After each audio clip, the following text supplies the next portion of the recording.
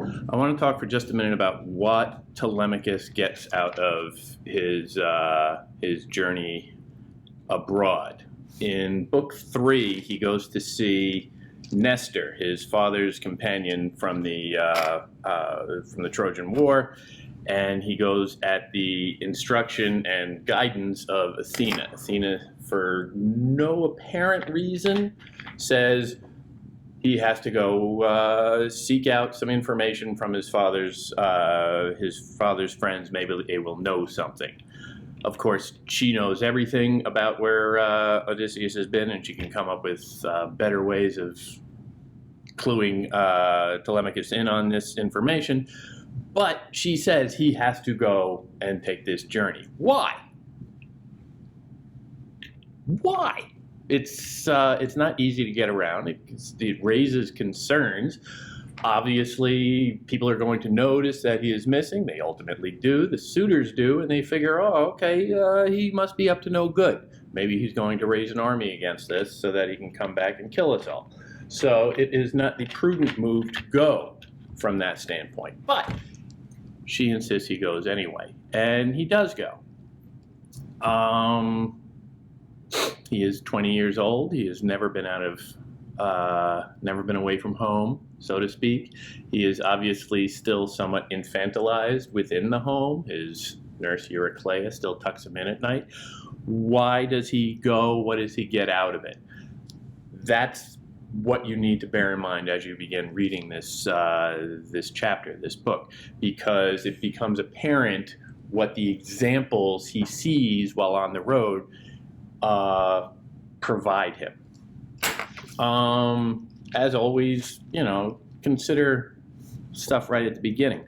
When he leaves and he lands in Sandy Pylos, which is a little town city on the I believe it's the west coast of mainland Greece, and it's a beach town, essentially.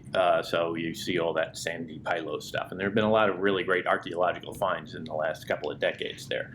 So they're digging up an awful lot about the Homeric age at Sandy Pylos. Sand has a good way of preserving things. But he gets there, and he shows up at Nestor's house, and he has Telemachus himself feels a little awkward. Sometimes, it's awkward to come up and introduce yourself to your parents' friends. He says, but Mentor is the character that Athena has described herself as. It's how we get the word mentor. Honestly, somebody who guides you. Somebody who guides a youth, particularly. But Mentor, how can I approach and talk to him? I am quite inexperienced at making speeches, and as a young man, I feel awkward talking to elders. Remember, he's like 20 at this moment, so grow up a little, kid. She looks straight into his eyes and answers, you will work out what to do through your own wits and with divine assistance. A little smack right there. Say, you'll figure it out. It's encouraging, but it's also not indulging. She doesn't say, oh, don't worry, I'll take care of everything. She suggests that divine assistance is baked into it, but she wants to see him walk out onto the diving board on his own, so to speak. The gods have blessed you in your life so far, reminding him that, okay, have a little faith, have a little confidence in yourself and in the structure around you. So Pallas, Athena, spoke and quickly led him on. He followed in the footsteps of the goddess. Now look how they couched this initial impression. What are the details that the poet chooses to key in on at this particular moment? He can choose anything. What does he focus on? Or she, is probably a he. They reached the center of town where Nestor was sitting with his sons and his companions, putting the meat on spits and roasting it for dinner. When they saw the strangers coming, they all stood up with open arms to greet them, inviting them to join them. Now, we've spoken about Xenia, about the importance of hospitality as a mechanism that reduces tribal tension. It's a diplomatic convention of when you see somebody come to your door, You don't immediately, get out the shotgun and say, "Get off of my lawn." You invite them in, you share a meal with them, and you create a bond before you begin the fractious questioning that automatically comes whenever a stranger comes knocking. But also, he is sitting with his sons and his companions. This is an important image.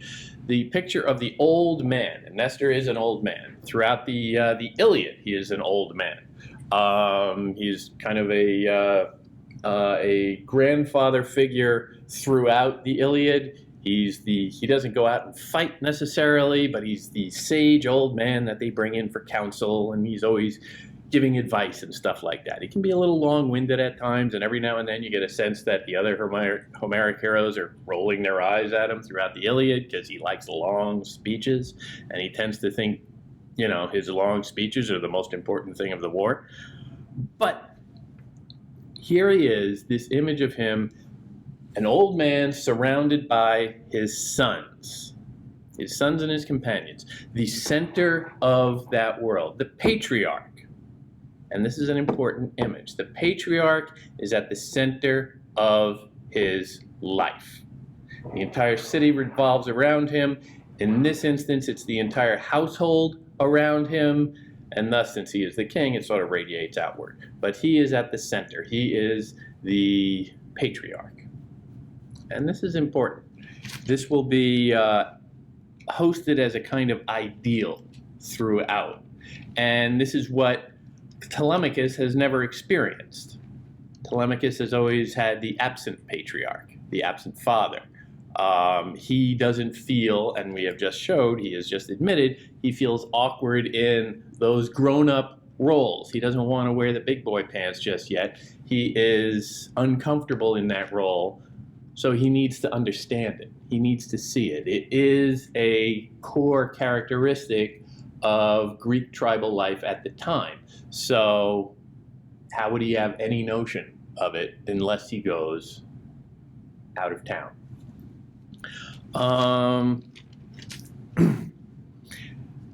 They sit around, they talk. Nestor tells a very long story.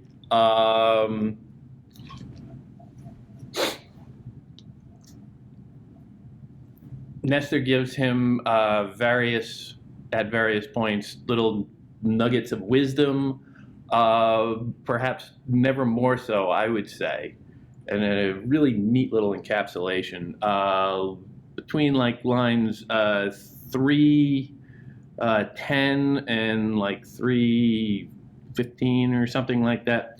Tells a long story and says, the moral is, you must not stay away too long, dear boy, when those proud suitors lurk inside your house. They may divide your wealth among themselves and make your journey useless. Now remember, he has left his house. He has left his home, and the suitors are there to pretty much do whatever they want. Not that Telemachus was much of a break on them while he was there, but now, very much so, the cat's away, the mice are playing. And Nestor sees this and says, well, all right, this is something you want to be careful of. This is what a patriarch would not do, would not abandon his house while there are invaders there. Now, on the one hand, it is a little patronizing. It is a little bit, Nestor can be a little full of himself. Dear boy, sounds just a little, if Telemachus had an ounce of dignity, he would probably chafe under that a little bit. Dear boy, I'm 20 years old. But still, it is prudent worldly advice. You don't leave home when there is somebody or a group of somebodies there plotting against you. You need to stay on watch. That is the job of a patriarch. It is also suggesting to him that you need to imagine the consequences of your actions here. You have just gotten up and walked away. That's fine, but that could have consequences. Think about it. Use your wits. Use your gift of reason. Your wits are what Athena told you to rely on when you were first coming up to visit Nestor. Now you have to think ahead. Use your reason. By abandoning that post, bad things can happen. You need to be aware of this. You need to think a few steps ahead and not assume that when you come back, everything will be exactly the same, because that's not how the world works. So, worldly prudence is what he is advocating there. They have a very nice visit. It isn't immediately clear what Nestor is providing. He talks about Menelaus and suggests, okay, you got to go on and talk to Menelaus, and that comes in book 4. But really what he is there for is just the image of the patriarch and the example of what proper Xenia is and how it is performed, because he's never really seen that either. He has never seen how a traditional household functions. And that's what Nestor provides. Whether he knows it or not, he is just embodying this sense of continuity, of tradition, of custom. This is what a Greek patriarch does.